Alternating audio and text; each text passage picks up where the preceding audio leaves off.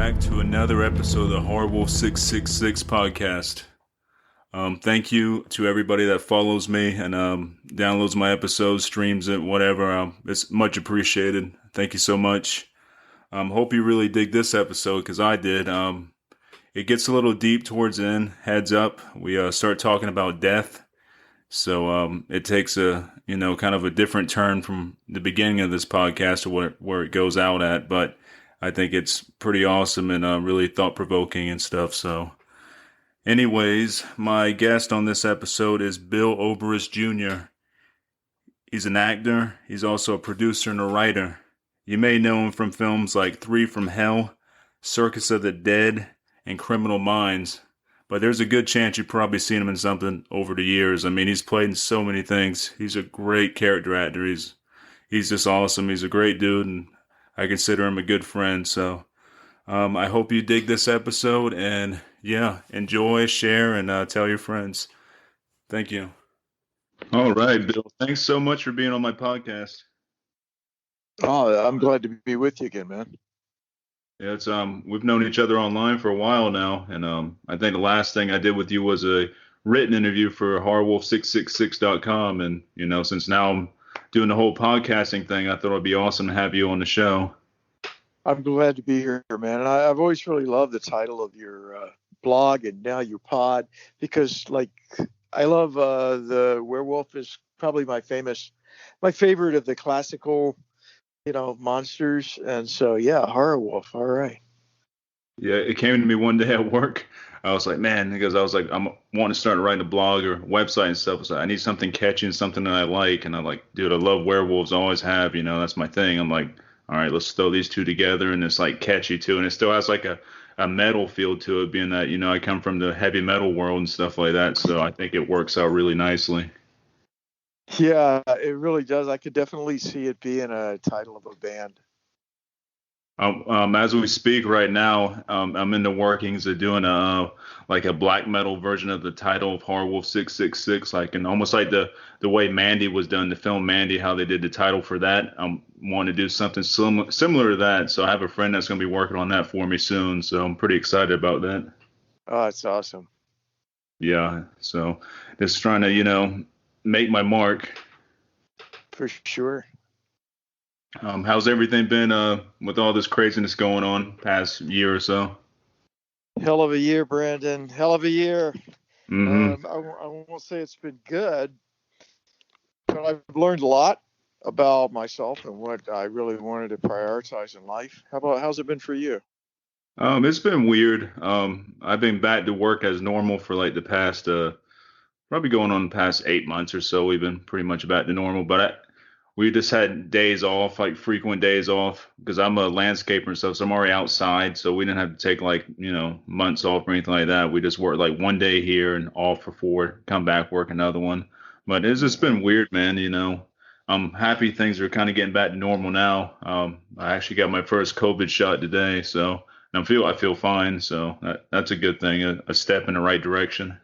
Oh, that's good, man. Which one did you get? I did the Pfizer one. Good for you for getting it. I got Pfizer also. Yeah, good for you for getting it. Thank you. Yeah, thank you, man. I mean, we want to get back to normal. You got to get what's got to get done, Oh, absolutely. Yeah, there's all the skeptics out there saying that, oh, you put microchips in you. So I'm like, come on, man. We don't have that kind of technology. Just get the damn shot and, go about your day. You're out there throwing energy drinks down your throat and Mountain Dew and stuff like that. I think you'll be all right to get the shot. Oh, yeah, the chemicals we put in our body. I don't know, Brandon. There's this weird thing that's been going on even before COVID. It's almost, it feels to me like sort of a medieval world, because in the medieval world you could believe almost anything. There were all of these belief systems like alchemy, and people believed that base metals could be turned into gold, and belief in creatures like the basilisk, who was a reptile who was so poisonous that if it looked at you it would kill you. I mean, all of these things that before the Renaissance, the world had all of these really crazy dark beliefs. And it just feels like that is a return, like we're in sort of a Renaissance period where people just make crazy shit up and decide they want to believe it. I don't know why. Are we bored? Are Do we just not believe? I don't I don't know what it is. Sometime I think it just comes down to entertainment because we're Hmm. so used to being entertained that the truth and ordinary life, is often not entertaining. But this wild theory is really entertaining and exciting, more so than ordinary life. I don't know. What do you think? Yeah, I agree with you on that, man, because I've been hearing some crazy conspiracy theories for years now, before all the COVID stuff, and it sounds like it's like boredom almost, like the fantasy is always like more exciting than the actual reality of things and stuff is, and I totally feel you when it's like going back to the medieval times again, like people believe the Earth's flat and stuff. I'm like, I don't understand, man. It's almost like it gives my life more purpose and meaning if I have some secret knowledge that the earth is secretly flat. I don't know. I don't know. But little, the older I get, the less things I know. Like I used to think I knew lots of stuff. And now when I tick it through and go, do you really know that? Nope. Do you really? No, I'm not really sure about that. So yeah, I only know a very few things, small world of things. Yeah, it's true. Since Google's been so prevalent and stuff, stuff you can research, like what you knew back in fifth grade and all, like everything's different now. Like, oh, I really didn't know that. Oh, that's cool. I found myself sometimes looking up stuff from back in elementary school, like, oh, I know what this is. Yeah. Found nope, that's not what that is actually. I'm like, wow, that's crazy. I really do I love Google. I'm a Google fanatic. If they ever break up that company, I'm going to be pissed because I like all the Google products. But I Hmm. Google everything. I'm in Premiere Pro today, and I'm editing a theatrical video I have to produce for a show that I do, Ray Bradbury's Pillar of Fire, a solo theatrical show. And so Hmm. I'm editing, and my Premiere is a little rusty. There's nothing that you can't put on Google. It's really amazing. And you find somebody who's done that specific thing. Right. Yeah, the information's right there. Like, I wanted to figure out how to podcast. I didn't know shit about podcasting, didn't know what you needed, none of that stuff. I Google it and go to YouTube. Oh, okay. So this is what you do here. Top results. This is that. I'm like, okay. And boom, I can do a Yeah, podcast. totally. My stepdad has a Liberty Bell 1977 antique pinball machine. Mm. And so he wanted to refurbish this thing. And I thought, I wonder if anybody still makes parts. Boom. Not only do I find like tune-up kits for this 1977 pinball machine, but I find like 10 blogs of guys showing how to refurbish the score wheels in a 1977 pinball machine. Like, wow, Mm. we we really have all knowledge at our fingertips now. Yeah, we do. We're kind of almost like cyborgs. I mean, all the information in the whole world is in our hands with these phones, man. It's amazing. Yeah, it is. And we've used it for such good, right? We've used all this knowledge to make the world a better, kinder, and more helpful place. So hooray for us. Yeah, Not exactly. not.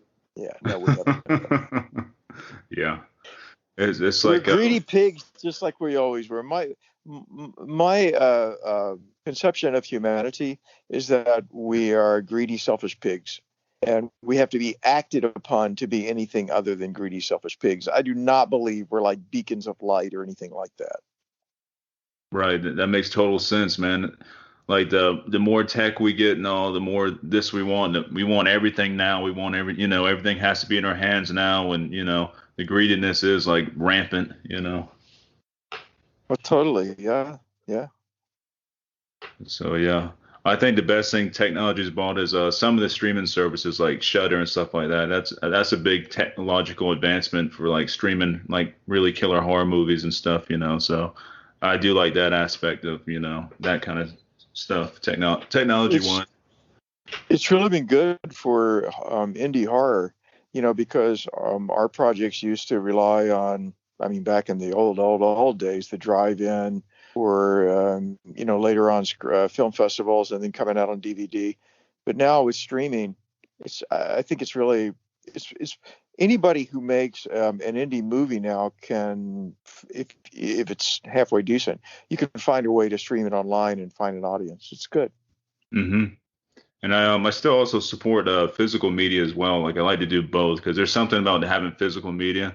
You know, there's something you can like hold and like admire and stuff. You know. Recently, I just got a VHS from Witter Entertainment of Willy's Wonderland with Nicolas Cage. Have you seen that? Nice. No, I haven't. Is it good? Yeah, it's really good. It's a weird one, man. It's Nicolas Cage is working in this like old abandoned like Chuck E. Cheese type place, like with all these animatronics and everything. He's trying to work off something that happened to his car. He's got to pay for his car, but he had no money, so he's in this place kind of trapped until like daylight comes. He's got to clean this whole place up, and he doesn't speak one word in the whole damn movie. It's all physical from Nicolas Cage, and these animatronic demons start like coming to life and trying to kill him throughout the night. It's fucking awesome.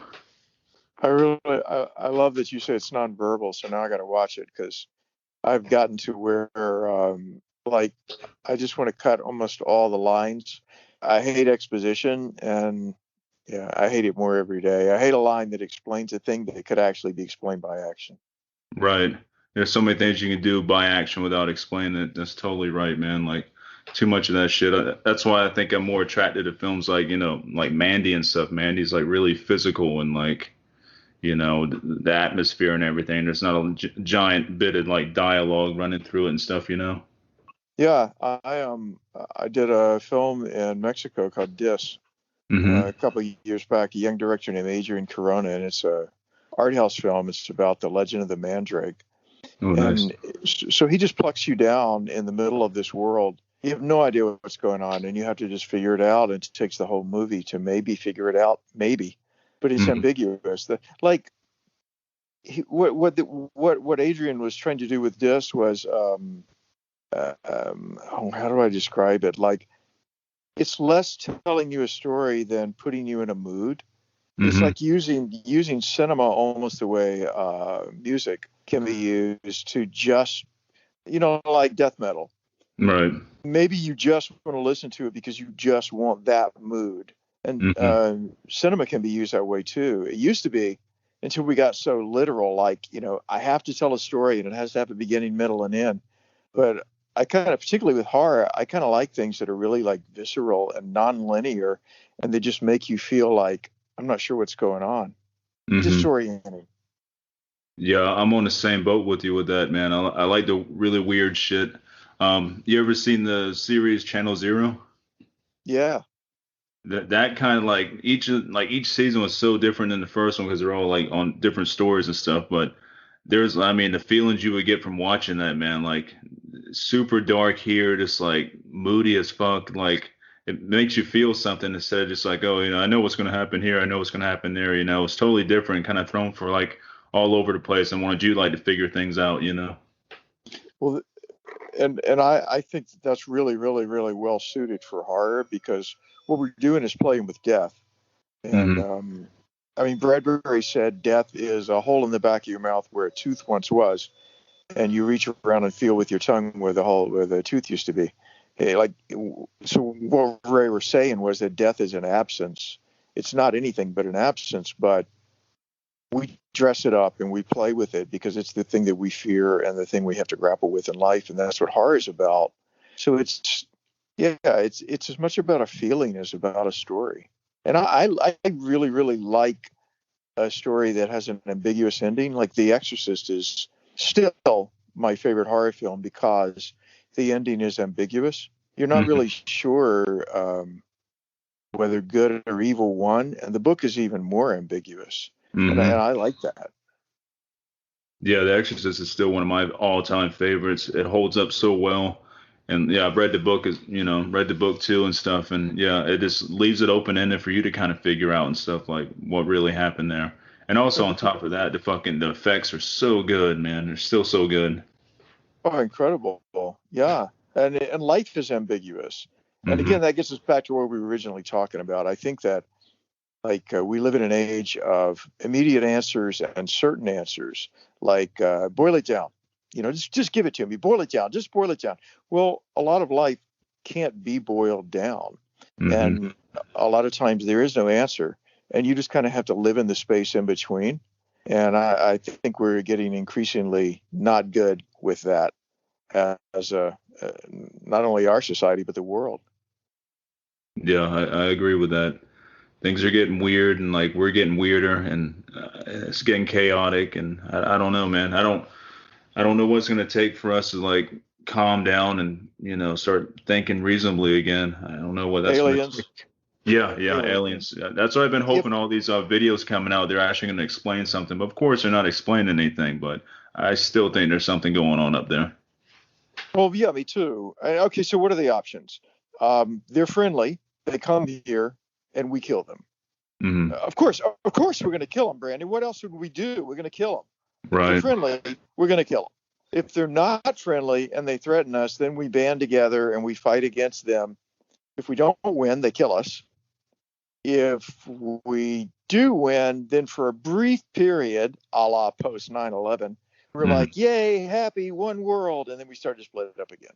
So we Yeah. probably need like constant alien invasions, one right after another, to make us unify. Like we can never really rest. That would be insane. I've had dreams like that before when you just look up into the sky and there's like thousands and thousands of like spacecrafts up there like going against our like jets and all that shit, and all just colliding in the sky, man. That would be some weird, scary shit. I think we've gone about as far as we can go with comfort, and at least in the Western societies, we have so many technological comforts now that there's almost like this dark desire to like tear it all down. And I think that's what the fantasies about alien invasions are. They would come and make us, wild savages running through the. Well, that was The Walking Dead, right? Yeah, It, yeah, it, it reduced us to savages running through the woods again. yeah. That would be interesting. I don't know with the heat down here in South Carolina, I'd be down with that though. So Well, South Carolina? No, I don't think so. Nor yeah. in LA. What's that? I said nor in LA. Oh yeah, yeah. Yeah, I'm good. If it was more of a winter type thing, like constant winter, I can deal with that better. But if I had to survive out in the woods, during peak summertime, whew, that'd be a rough one. That'd be tough. It would be better to be. I would rather be naked in the desert in LA than in Boston in the wintertime. Yeah, I'm more equipped for handling winter stuff, I guess, because I'm really hairy. So, so okay, all right. So you would be okay like in the woods in Boston in wintertime. Oh, now we gotta see how cold it gets. If it gets like negative, whatever, I don't know about all that shit now. So Well, kill a bear and wear the skin, and then we're right back where we started from. yes, back to the primitive. Yeah, I would rather be one. I would be one of the in Mad Max. I would be one of the desert tribes. The ones who had all like the painted bodies and the kind of Burning Man thing. Yeah, Hmm. and And you they would were, come from the frozen. You guys would come from the frozen north and kill us.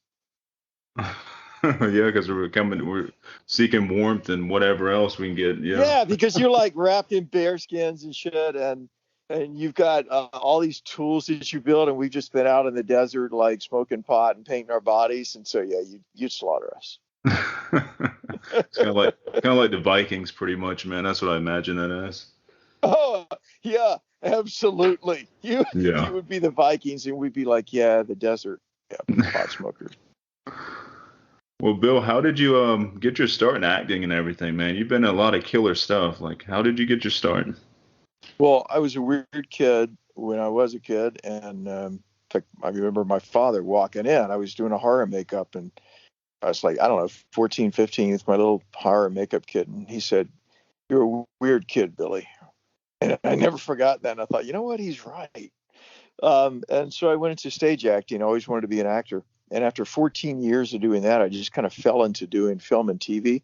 And almost immediately, I started getting cast in horror movies. And I've been doing that for a dozen years, primarily horror. Almost everything I get, when I get Hmm. a call, I know that it's going to be, something malevolent or malicious. And that's okay. I enjoy enacting wounded human beings because, like, I think that there's evil and there's darkness in the human condition, and I like showing it and exploring it, and maybe hopefully showing that it's a part of all of us. Hmm. Yeah, that's definitely true. There's a duality, amongst people and stuff. We have good and we have evil inside of us. I think that's true. That's why I love horror. I also love horror because it's like the island of misfit toys. I like meeting fans at conventions because everybody's like us. They're all kind of weird. Hmm. They're people who don't I describe horror people, highly intelligent. And I think like there's this stereotype of the stupid horror fan. I've never met one, Brandon. I've Hmm. Same here. never. I mean, I don't care what they look like out. You can be heavily tatted up and just, look scary as shit. But when they open their mouth, they're educated always. Hmm. So, yeah, they're intelligent. They think a lot, but they don't care a lot what other people think about them. That seems to be a common denominator, and I like that. I take inspiration from it. Yeah, it's a very similar world to the metal world where I originally came from and stuff like. There's a very big similarity between the horror community and the metal community and stuff, and I think that's cool. There's like a brother and sisterhood, amongst everybody. Yeah, and it feels like a tight knit group. Yeah, it feels like a tribe. Yeah, it definitely has tribe feelings to it. And Yeah, being that I'm more exposed to the horror community now than ever before and stuff, I'm really coming to see all that, and I really like that. yeah, I like it too. I like it, especially I was a misfit kid, and so monsters were my friends. I really, really liked the monsters. And in my day, we had magazines. This was before the internet. But I would devour all of the horror fan magazines, and I love to read about the monsters. And so, I think today maybe if something that I do reaches some misfit kid, and they can also feel a little better about the world by enjoying the fantasies of the monsters winning. That's good, and I like the thought of maybe doing that. Yeah, that's definitely a good thing to reach out there and know that you touch somebody like that. That's a good feeling. Well, people are lonely in general. Like the human condition is lonely.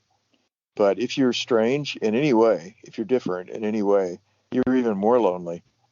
And yeah, it's not a good time in the world right now to be lonely. In my day, it was a little gentler because we didn't have to expose ourselves on social media all the time, so you couldn't be ridiculed.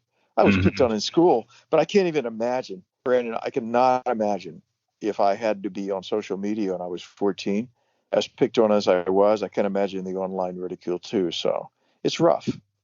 Yeah, it's really rough for the young kids now. I got out of school right when social media was starting to kind of take off. I only didn't have Facebook when I graduated, but like I was an only child and I was a misfit amongst misfits in high school, man. I mean, the misfit kids wouldn't even hang out with me. It was really bad. I'd spend my lunches standing by a damn wall, like just waiting for the day to get over with. Miss as many days as I can, cut school, do this. Still graduated, which I thought was cool, but it was horrible. And what the kids have to go through now with Facebook and Twitter and all that stuff, all the bullying they have to go through, that's is rough. I agree. I remember I had really, really, really bad acne, and kids can be cruel. And I remember a kid coming up and saying, can't you do something about your face? It's making us sick. And he said it in front of other kids, and I mean that's what kids do. And but I didn't have any. I wasn't quick, Hmm. and I didn't have the cruel instinct, so I couldn't think of anything to say back to him. And I remember the feeling of humiliation, and you never forget stuff like that. Now if that had been on, that was like, I don't know, in front of 7 people in the library. Hell, if that had been online in a post that was there forever, God Hmm. only knows. Yeah, it could reach up to like thousands of people. Then you got all these people pointing their fingers at you and stuff, and And ridiculing making you. memes, like if somebody had Uh, been able to make a meme of my pizza face, oh my God, I don't know if I ever would have come out of the house again. yeah, I'm thankful we weren't in school for all this stuff. And yeah, it's a weird world when it comes to that kind of like the cyberbullying and all that stuff. That's a whole new can of worms there. But that's why I think monsters are eternal and forever. And I like horror movies that get back to the idea of the monster because people who feel like a monster or feel like the world has made them into a monster, they identify with those monsters, you know? Hmm. And I like them. I think the reason that I liked the werewolf, all the versions of the werewolves, was because they can't help what they are. They just are it. And even if they struggle against it, it still happens, and they have to deal with the consequences of it. And I really resonate with that. What are a few of your like all-time favorite werewolf films? I like the Jack Nicholson, actually. Oh, Wolf. Yeah, Yeah, I I like love Wolf. Wolf. Hmm. I like the original, of course, just because it like laid out the foundational myth. And my favorite character in the original, the Gypsy Woman. Nice. Hello. I mean, who could not? Who could not like, the way you walked was stony. That I really, really like that. I loved American Werewolf, of course. Hmm. Um, Not so much when you get like an army of werewolves fighting an army of vampires. Then I'm kind of like, eh. I kind of Yeah. like the solitary struggle. What do you? How about you? Well, American Werewolf in London is my absolute favorite of all the werewolf movies, and that's followed by The Howling. Those are my two favorites, Oh man. yeah. Oh yeah. I forgot about the Howling. That was incredible. Sometimes a Howling would take number one. Sometimes American Werewolf in London. It just depends how I'm feeling. It's like they're both so damn Absolutely. good, man, and they're the way that the werewolves were designed, and I think what Rick Baker did the design for those, or I know for American Werewolf in London he did. And man, it's hard to beat that design and that sheer terror that both those films kind of brought to me when I was a kid. Yeah, it really did. And I mean, in their day, there were people who were saying that what Rick Baker was doing, like, oh, it should be old school. And now those effects are old school. Hmm. With CGI, it's made, all of the bladders and the rubber and the growing latex and all of that. And now that looks like the classic old school type of werewolf. And I don't know about how you feel about CGI. For me, like a little of it goes a long way. Yeah, very little goes a long way. Yeah, too much does nothing for me. Because then, like, if I'm seeing an entire werewolf transformation, it's all CGI. I don't know. It's just like maybe because there's no human. Well, wait a minute. There is. There's the people who are typing in the dots and dashes, which turn into it. Mhm. I don't know. It just feels less organic and less tactile. Right. There's something like when you know there's a guy in a costume there, like, and it's all practical. There's something visceral about it too. Like like you said, tactile. You can feel it, man. You can like, that presence is there. I think that's what CGI misses on. I did a werewolf picture called Werewolf Rising, Hmm. and one of the reviews of it said Werewolf Rising should have stayed down. Oh.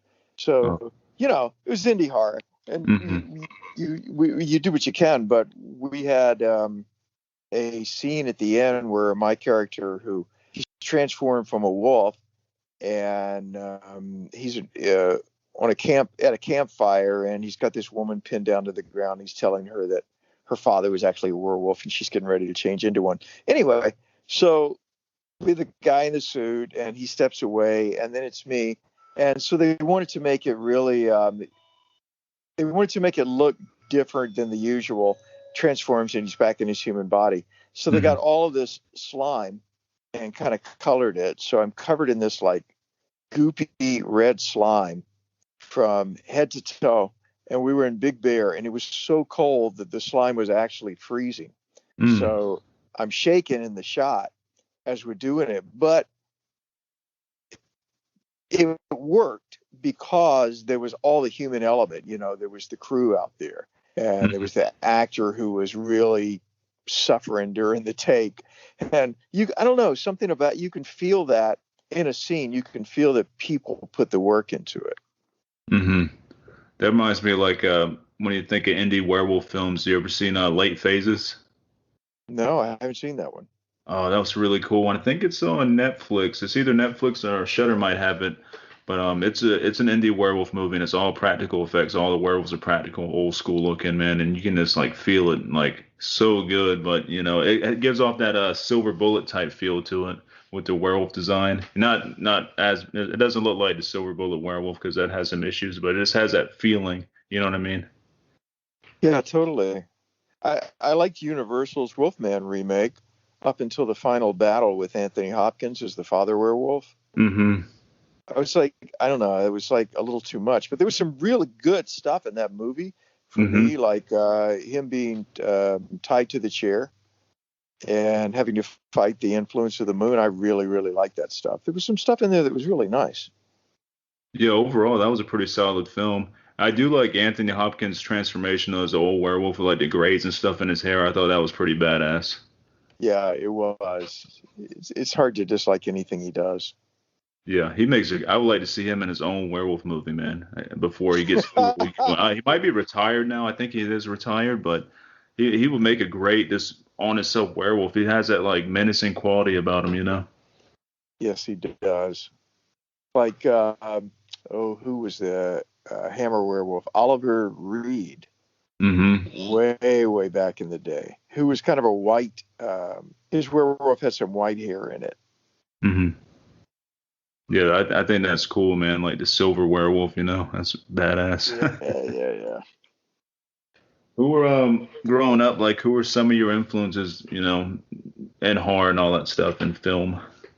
Well, because we didn't have the internet then, I was dependent on what came around theatrically and Mm. what I could see on TV and what I could read about. So most of the people that I admired were people whose films I'd never seen, like Lon Chaney, Karloff, all the people that I read about in Famous Monsters, because we couldn't see any of their movies unless they just happened to, come on.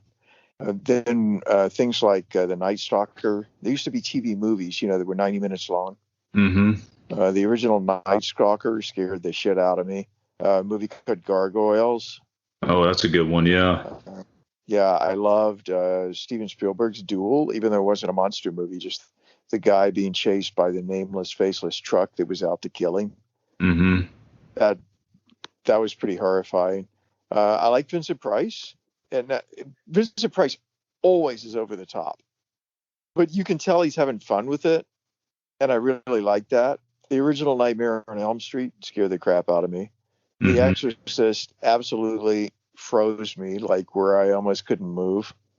I think the guy that I admired the most, whose films I had never seen, was Lon Chaney, Mm-hmm. because Forey Ackerman used to write so much about him in Famous Monsters, about how great Lon Chaney was, the very first actor who portrayed monsters. And so when I finally got to see the silent Phantom of the Opera, it was pretty special. Even though, it's a bad print and the acting is by sometimes laughable by our standards, but there's this one scene where like she rips the mask off of him Mm-hmm. and he's so furious, but he's not just angry. He's angry and he's hurt because he asked her to do one thing, like, I'll give you everything I have, but I don't want to show you my face. And she couldn't stand it. She had to take everything he had and see his face. And so he throws her to the ground. And you can tell in the silent film that Chaney is really throwing her to the ground. I mean, her ass hits like bam. Mm-hmm. And then he's over her and he says, "You wanted to see? See, feast your eyes, glut your soul on my accursed ugliness." It's a great scene. And so as a kid who felt weird and outcast, I was totally, totally into the Phantom. So I went right out immediately and ordered the monster model of the Phantom, which was out then, the Aurora model, Mm-hmm. and made it and painted it and got into monster models. And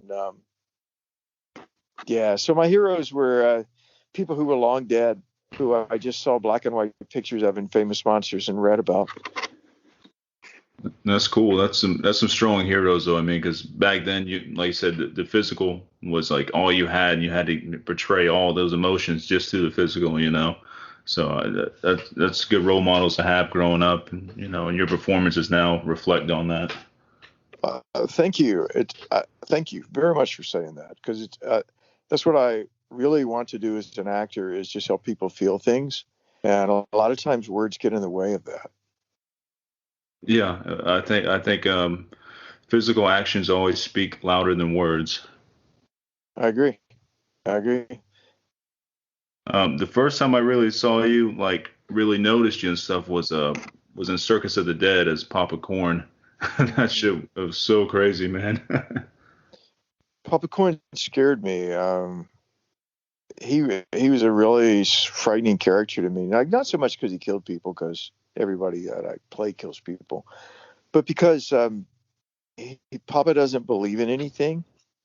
Like he's a total nihilist. The world has no meaning, and bad things happen for no reason at any time, no matter what you do or what you believe. There's nothing to believe in. You just float in this world where horrible things can happen at any moment.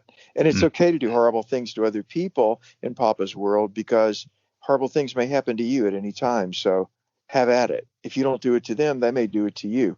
Damn, Brandon, that's a scary worldview. yeah, I mean I remember. that's the world. That's the worldview of mass shooters and psychopaths.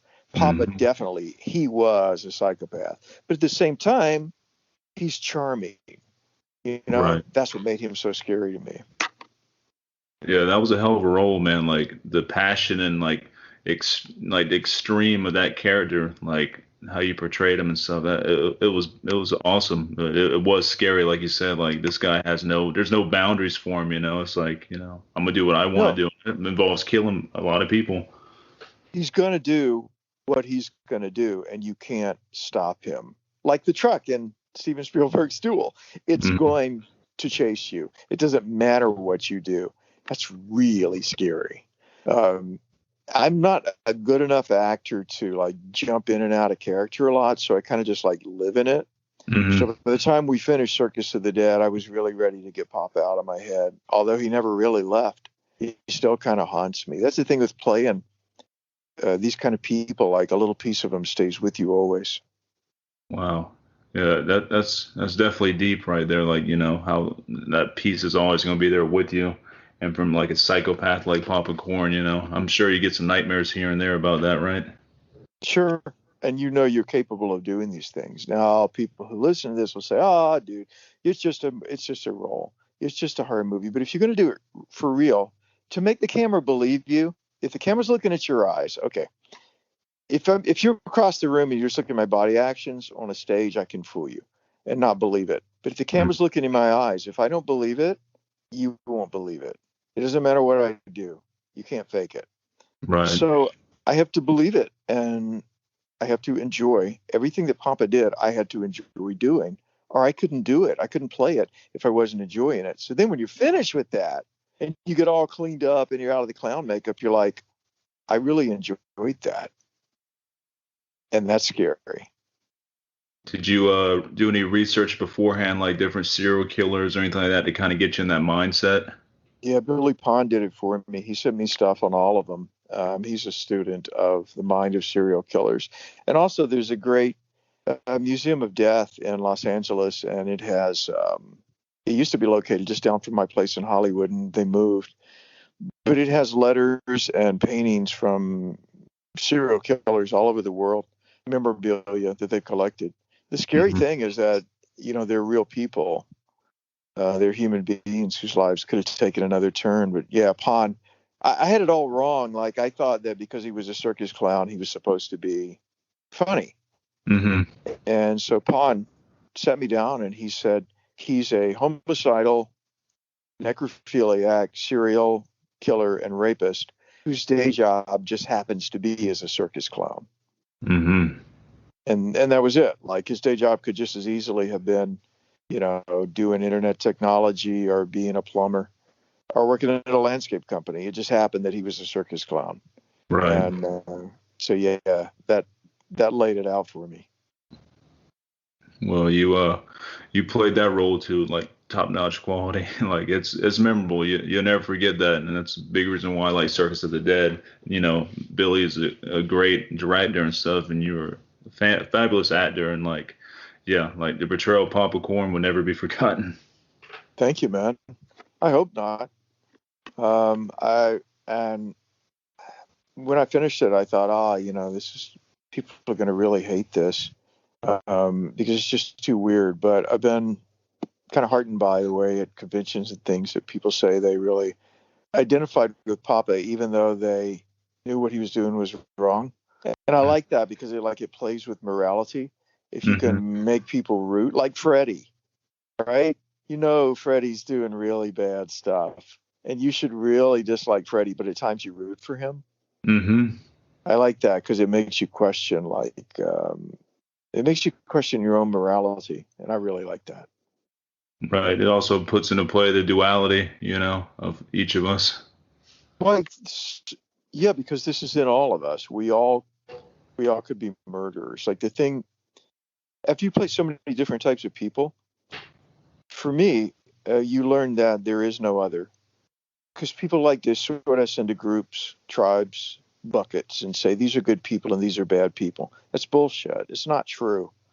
Mm-hmm. All people are capable of all things. We all have the same appendages, and we're all in the same type of human bodies, and we're all capable of doing the same things, good and bad.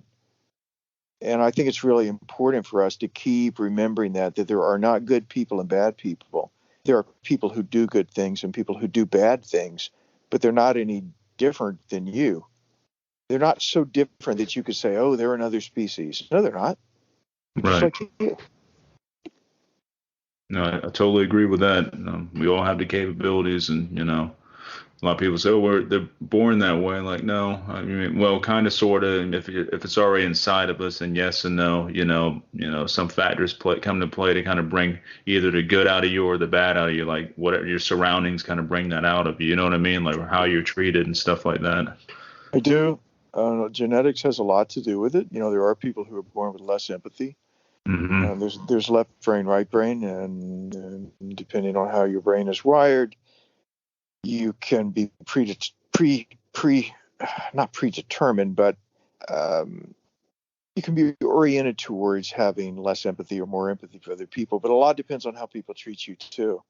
So I always Hmm. tell kids when I have the chance to speak in schools, like, guys, use your cruelty sparingly because you might be creating a new psychopath. If somebody's already a misfit, they already feel like an outsider, they're already desperate to just disappear, and you call them out and make fun of them, you might be the one straw that just is too much.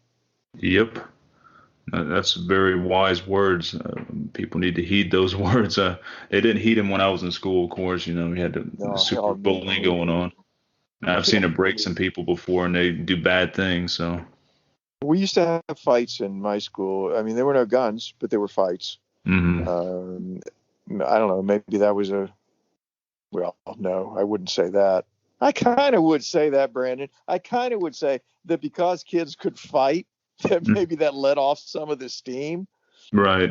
I don't know. My father said you're going to eventually have to hit them back. And so, boy, he was bullying me. I had this big lunchbox, the metal lunchboxes with the thermos. Uh-huh. And I swung it at him and I broke his nose. It was a solid crack. I mean, his nose is probably still crooked. And I got suspended and stuff, and it was a big deal, but he never bothered me again. Hmm. Yeah, So I sometimes don't you got to know. fight back.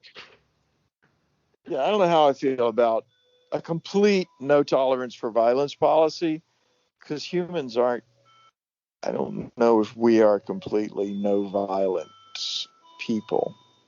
Yeah, I don't think we are. We're animals. I mean, animals can be violent. We're just animals. We're smart animals. That's all we are. I think you're right. And yeah, you're right. And a pecking order has to be established. And how do you establish the peck? I don't know. I don't know.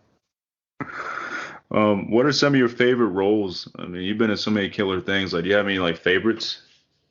Yeah, I didn't like the character Papa Corn, but I like playing him because I love Billy Pond and I admire what he did. I really was blessed to be able to be on Criminal Minds Mm-hmm. because that character, the makeup artist for it was Quentin Tarantino's regular makeup artist, and at the time he was doing American Horror Story, Mm-hmm. and he was also a Lon Chaney fan, and so he lobbied the producers. They had brought Chris in to do the special effects makeup for my character, and he lobbied the producers to make it sort of a tribute to Lon Chaney, this sort of sad, wounded monster character, Mm-hmm. and that was really special to do. I've done a couple Hallmark movies that I liked. I played an Amish father. It wasn't horror at all, Mm. but I enjoyed the challenge of it.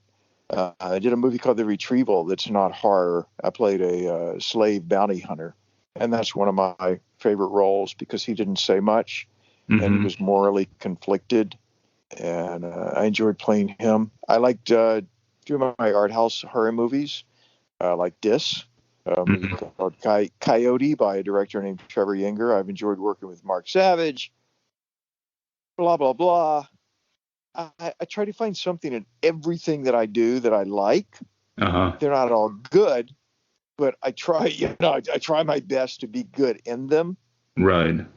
Those are a few that come to mind immediately that I'm like, yeah, if I died, I would be okay with clips of these being played at my funeral. How was it being on Three from Hell, man? I thought that was pretty cool seeing you in Three from Hell.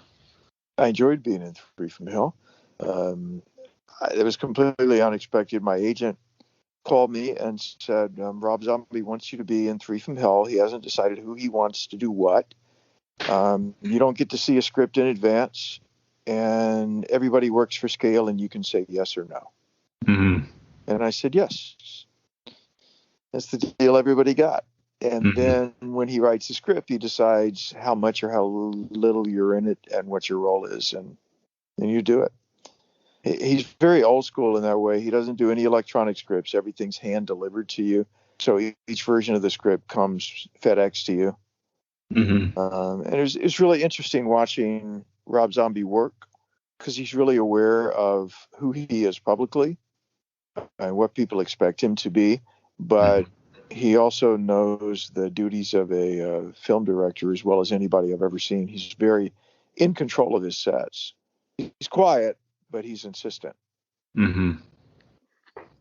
That's cool. Like, I was a fan of his music growing up and stuff, and then when I found out he was going to do what was it, House of a Thousand Corpses, like his first movie or whatever, I was like, oh, that's cool. And I loved House of a Thousand Corpses, and I followed Devil's Rejects, Three from Hell, and all that stuff. But yeah, he's a damn good director when he's on.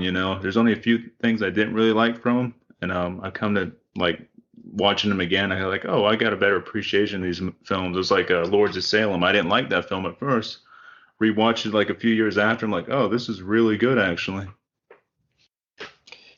He's a very strong director. I think he'd like to do some things that are not in the horror genre, and I hope he does. I'd like to see what he does. I really enjoyed working with him. I was surprised and that he knew who I was and that he picked me. That happened again on the series Scream Queens, Mm-hmm. which Jamie Lee Curtis was directing an episode, and they asked for me to do it. It's like I still always think nobody knows who I am, and I know that a lot of people don't have any idea who I am because you're in the horror world and you're in this little niche. So it always surprises me when somebody who is extremely well known has seen anything that I've ever done. But Mm-hmm. horror people watch other horror people. It's really kind of a small community. That's really cool because Jamie Lee's a badass, so it's cool. You got to be on that episode of Scream Queens. She's a badass in real life too. I said, I've got to get a picture with you because my family's going to kill me if I don't. I apologize. She Uh-huh.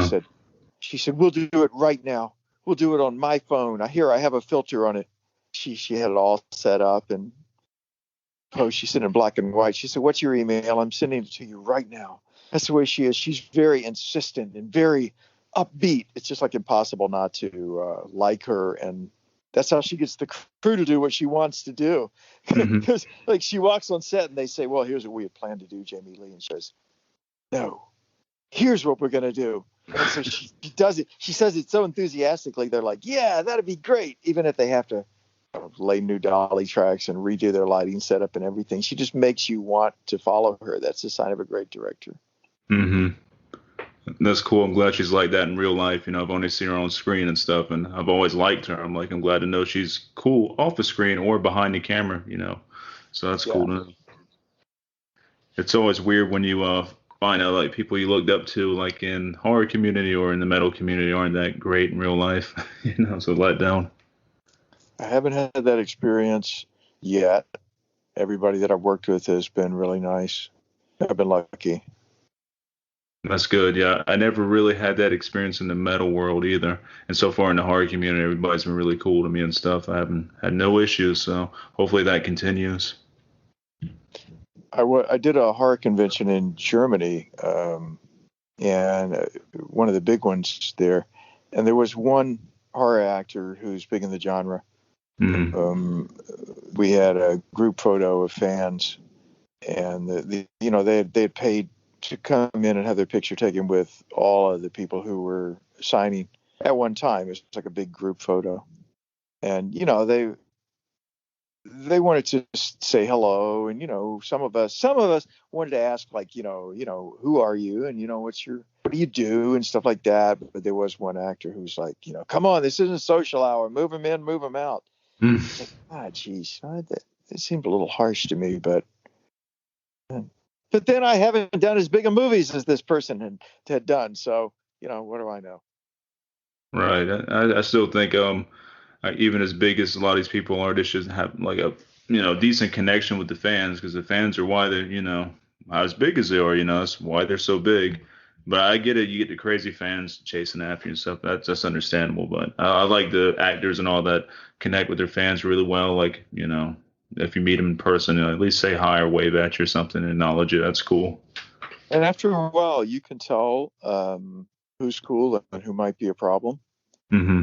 You can just tell by the way they approach and the way they talk. But I have friends that I've made at conventions, people who were horror movie fans who have become friends on Facebook and on the phone. In fact, I had a phone call today from a guy I met at a horror convention a couple of years ago, he and his wife, and he calls in sometime just to say hello and what's going on in his life. And yeah, it's nice. It's not, again, that's, I guess, like the metal community, the horror community is like that, where you realize that it's a niche world, and we wouldn't be doing this if it wasn't for people who liked it and supported it. Hmm. That's definitely true. On my last episode I did, I was talking with somebody who I look up to in the metal world. He's in a band called Tombs. His name is Mike Hill. He also happens to run a horror podcast called Necromaniacs.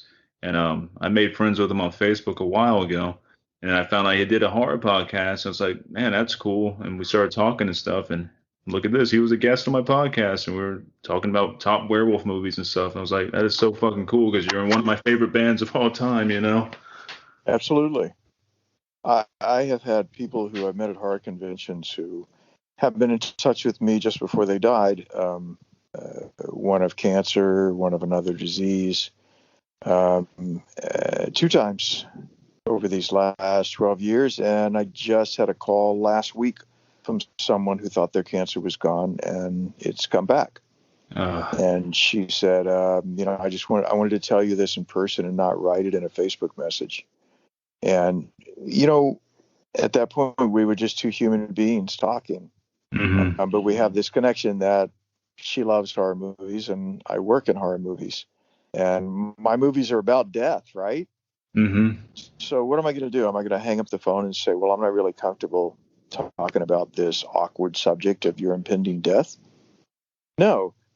Are you impending possible death? I hope not. But no, I mean, if the movies that we're doing, if they're going to mean anything, like if we're really trying to help people deal with death, then when the real thing comes and we have an opportunity, we got to not be afraid of the subject, because it's the elephant in the room of life, right?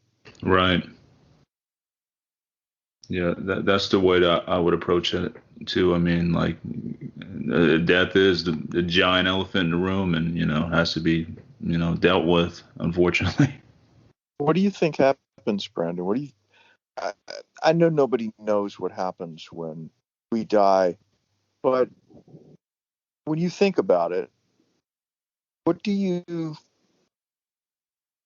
think of anything beyond it? In other words, I'm always curious as to how people think about death. I don't know. I don't. I'm not a believer of anything really myself, but there's still like that 1 or 2% possibility that maybe we go up into the galaxy again because we're supposedly made out of stardust and all this stuff, supposedly. Or, we just sink back into the earth and we just go back into the earth where we came from. Or another what I also think is it's just all blackness. It's done, you know. But it's just hard to like it's hard to say what do you really think is going to be because there's so many crazy options out there to choose from. Like there's a simulation theory. Maybe we just wake up and we're like plugged in and all these electrodes and all that stuff. You know, there's that and Mm. there's this. But my personal belief, I just think, we black out and go back into the earth. That's what I think. Are you afraid of it? Yeah, I definitely am. But I mean, who isn't really, you know? I can accept it though. When I was a kid, I was terrified to death, like growing Hmm. up and all that stuff. Like that was like my number one fear, which is pretty much any animal's fear is death. But as I've gotten older and stuff, I can, it's like this is just a part of life. It's gonna happen. This. Hmm. What do you think? I'm pissed at it. I'm pissed that I have to die because I enjoy life so much. Hmm. I'm not afraid. I'm just pissed. Yeah. Yeah. Oh, I don't have any. I mean, I hope that there's something afterwards. Um, I live my life as if there is. I can try to, but I don't know. Nobody knows. Hmm. Um, but I figure, okay, if you just go to sleep and that's it, well, when I go to sleep tonight, I'm not going to be sad. If I didn't wake up, I wouldn't be sad. I would just continue to sleep, right? Hmm. So I would never know. So if it's just you go to sleep and that's it, okay, then all right. And then if there is something afterward, then that's okay too. Yeah. It could be a So reincarnation. yeah, Oh, that's go. what I would really like. I really would like. Well, before reincarnation, I'd like a period floating around the cosmos where I could just like visit any time period I wanted. That's my fantasy of an Oh, that'd be afterlife. I'm badass. like I just want to, I just want to float around and visit different spaces and all. But yeah, who knows? The horrible thing about death is not for the dead person; it's for us because they're Mm, just not there. It's the absence. right. That's the horrible thing. It's like it's this chasm that you can holler into as much as you want. You can scream until you're out of breath, and there'll be no answer because there can't be an answer. It's an abyss, and whatever it is, you can never know, even though you really want to know. That's the hard thing. It's just that suddenly they're not there anymore. They're just not there. Hmm. Yeah, I definitely feel that. That's is losing like a loved one or whatever, and like, oh, they're supposed to be here at this time. I'm gonna, give them a call or something. They're not there. There's nothing you can do to bring them back. They're just gone. Like there's a gap. There's blackness. Nothing. That's scary as Yeah, fuck. right. Yeah, there's just a gap. So then you can either like be swallowed up by the blackness of the gap, or you can just say, well, I'm going to live life each day as if this is it. I know that's a cliche, but it really is kind of wise to think like if this were my last day, would I be okay with what I've done today? Hmm. Have you ever had So that's deja vu? all the time. All the time. I have experiences where I feel I've done this before, which makes me wonder, if we do come back as something or if there's some other type of uh, consciousness that's going on that we can't experience. How about you? Yeah, I've had deja vu a lot when I was younger. Not as much as since I've gotten older and stuff. When I was a kid, man, I was like, I swear I did this shit before. And like, go by a building, like I've been there before. We never been there, being there with my parents or something. And Mm-hmm. that to me, that feels like maybe that was my first or second time around seeing that place, like almost like a reincarnation type thing, like reincarnated to come back around and around until you get it right, maybe, or maybe you're in a whole different body or person and stuff. That's what I think So deja vu might be. it makes sense what you said about getting it right, because sometimes it does feel like, everybody has issues that we struggle with all throughout life that keep coming back and coming back and coming back. And sometimes it does feel like we're here to learn something about this thing or things that we're struggling with. And it's just going to keep coming back to us until we make the right choice and do the right thing. Hmm. And you can't distract yourself away from the fact that here it is again. You're like, damn, this thing keeps coming back over and over and over and over and over again. So yeah, it's an interesting thought that would have been something that another life we just ignored. I kind of got that feeling today after I got my shot. I was watching something on TV. I was like, man, I swear I was in the same position watching the same thing after coming home from doing something like medical wise, like a shot or whatever. But I had that deja vu feeling today, actually, and that was pretty weird. Oh, wow. Maybe that's just the Pfizer. It could be. It's a side effect of deja vu, second lifeness, reincarnation feeling, you know? Yeah, maybe so. I felt like I had a second life when I got my second shot. I was like, all right. I felt good doing it. Winding up with where we started, COVID has made me really think, what am I devoting my time and my attention to? And what can I leave behind in the world? And so during COVID, I created a podcast called Gothic Goodnight. Mm-hmm. And it's little short bits of Gothic fiction, Edgar Allan Poe and some Bradbury and Hawthorne and people like that. And I created this world of an old library with an ancient library keeper who lets you in each week, and then he reads you to sleep from this creepy fiction.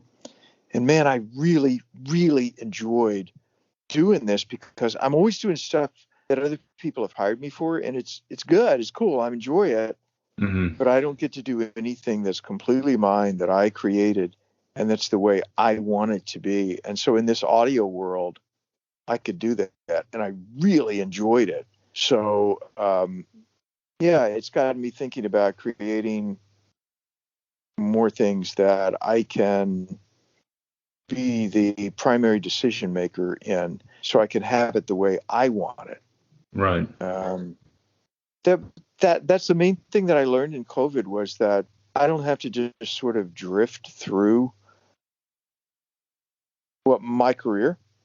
I can take some control of it and say, these are the things that I want to create.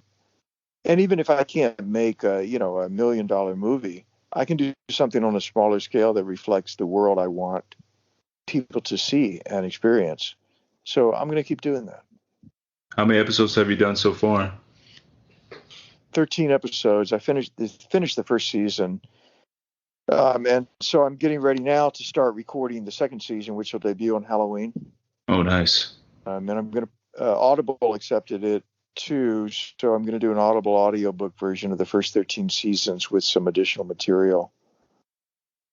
Can you find the podcast? Oh, sorry, go ahead. No, that's it. Yeah. Oh, is this podcast like on all the regular streaming services like Apple and all that stuff too, or?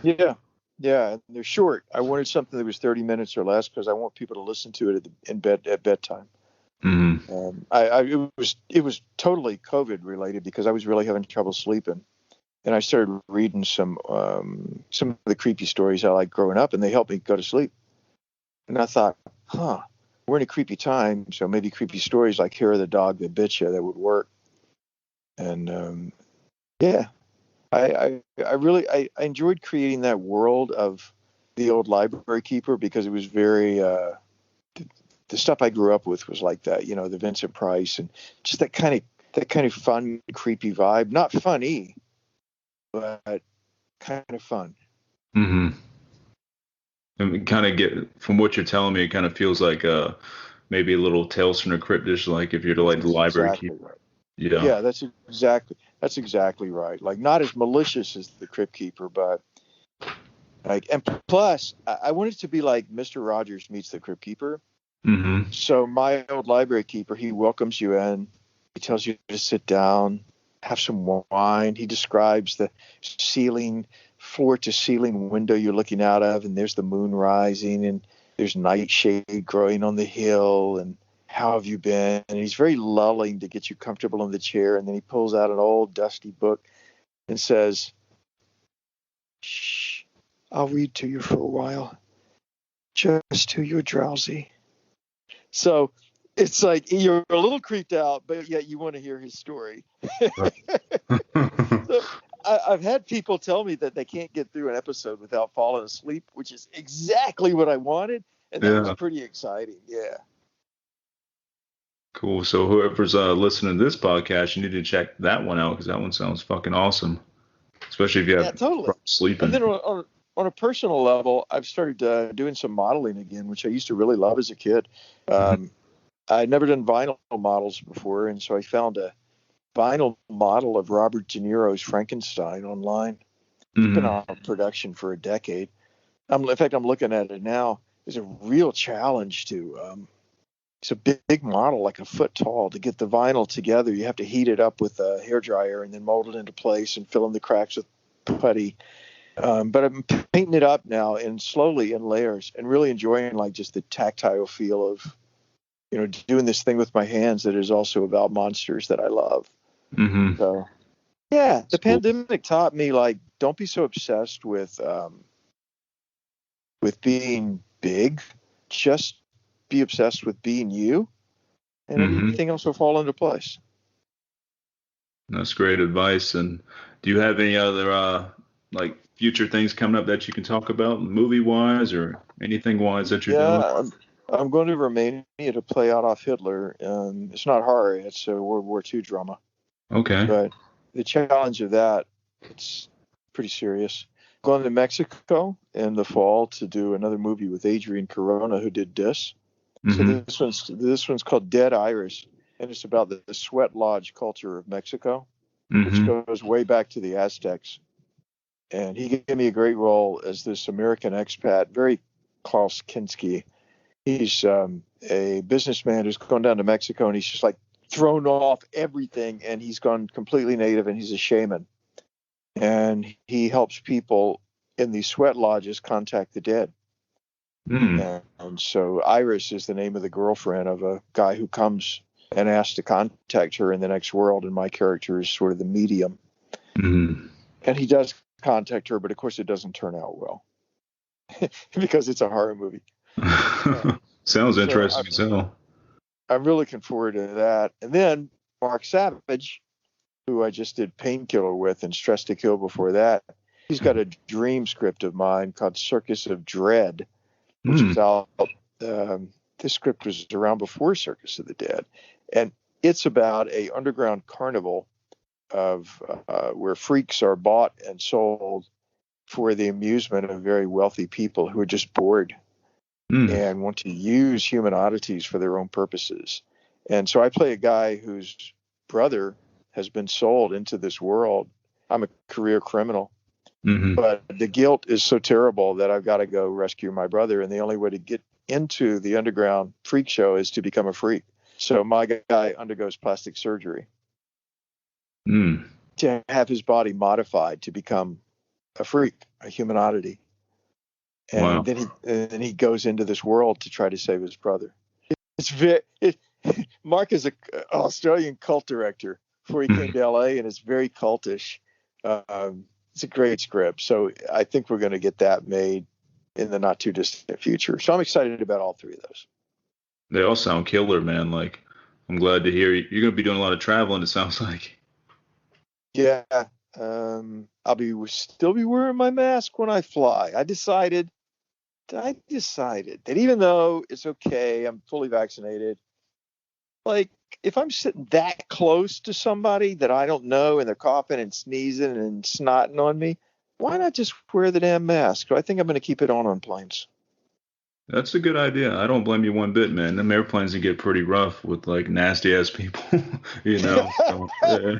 Well, when they Yeah. when they're like, and they're talking on the phone next to you and they're spitting, like, Uh-huh. dude, please don't. Yeah, I totally agree with you on that one. I'll be doing the same thing when me and my wife are taking trips again. So, yeah, keep the mask on the airplanes. I like that. And hell, before COVID, I used to see people from other cultures who routinely wore masks. And remember, we used to laugh at them, and we used to be Hmm. like, what's with the mask? Yeah, well, who's laughing now? Give me my damn KN95. I want one too. You called them nasty ass people. Exactly what they usually are on the airplanes, man. Oh God, I've seen some shit on them airplanes. Uh, It's almost as bad Very, as like very being at funny. Walmart or something with them, but you're trapped on a plane with them. Yeah, that's true. There's the talk in your ear guy, the talk really loud in your ear guy. There's the bring smelly food on the plane woman. Yep. Yeah, all of those people. I had one. Okay, so I was flying to the Czech Republic. So it was a Uh-huh. really long flight. I had a woman next to me who ate the smelly food, talked on the phone, and then she was, you know how people fall asleep with their mouth open? Uh-huh. But like she leaned over and she was half on me, but she was asleep. And so I thought it was rude to like push her off. So halfway across the Atlantic, she's like laying on me with drool coming out of her mouth and strands of hair in her mouth.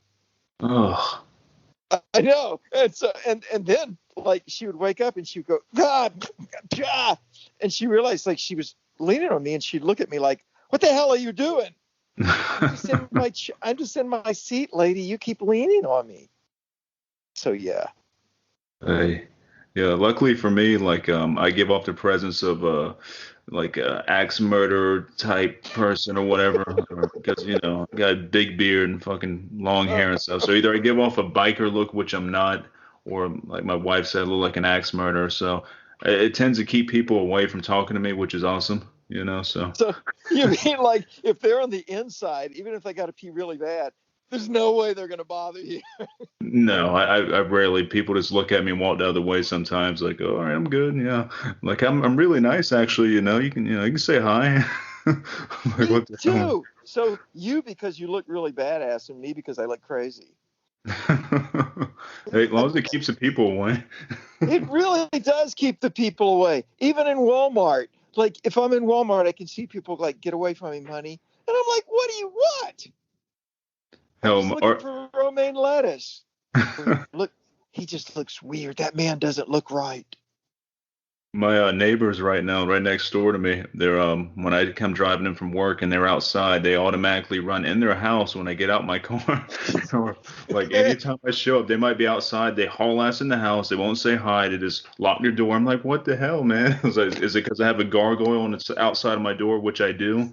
It says I'm welcome. Or because I hang a bat out there like almost all year long. We have this bat that we hang on our doorway. It's our Halloween Christmas bat. That's great. I'm like, is that the reason you run in the house from me? If I was driving down the house like that, the street, that would be the house. That would be like, that's the only house that's safe. The ones that are like completely normal looking and all the shades drawn, and from inside, I just see the burst of light from the TV. That's the shit I'd be scared of. Yeah.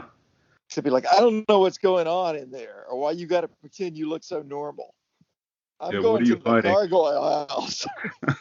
It's funny when the Domino's pizza person take a picture of my door because I have the gargoyle stuff on there. Like, oh, that's so cool, man. Can you recommend any bands to me? I'm like, they automatically think I'm into heavy metal and stuff. Just looking at my damn door, I'm like, yeah, here's some bands I can recommend to you.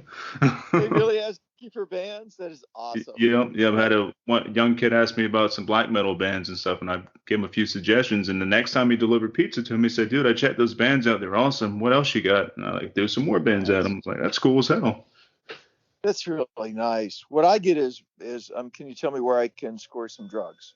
And I don't use at all, but Hmm. always like, in fact, when I was shooting Circus of the Dead, like Walmart was, I don't know, like 2 miles from the hotel. So on my day off, or if I didn't have to go in that morning, I would go to Walmart, just walk down to Walmart for something to do. So this guy pulls over and puts down his window and says, "Hey, dude, I can score some meth?"